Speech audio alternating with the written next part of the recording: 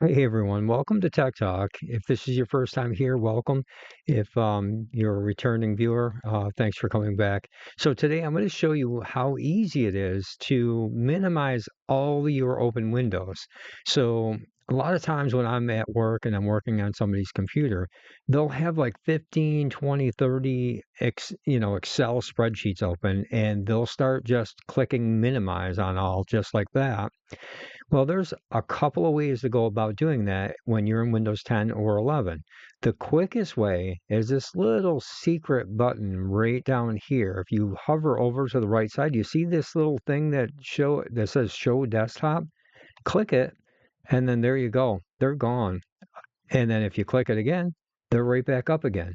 Now, if you're interested in the cool way where a lot of people shake it like this and it minimizes, well, that's easy, but it's by default, it's disabled in Windows 11.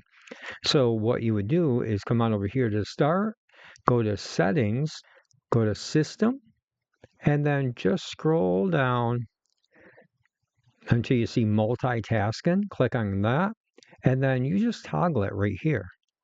Click it to on, title bar window shake, turn it on. And then if you left click on this thing here and shake, there you go. And that's pretty much it. If you do it again, they come back. And that is it, my friend. So let me know what you think in the comments below. Let me know if you knew about this or if this is something you just learned.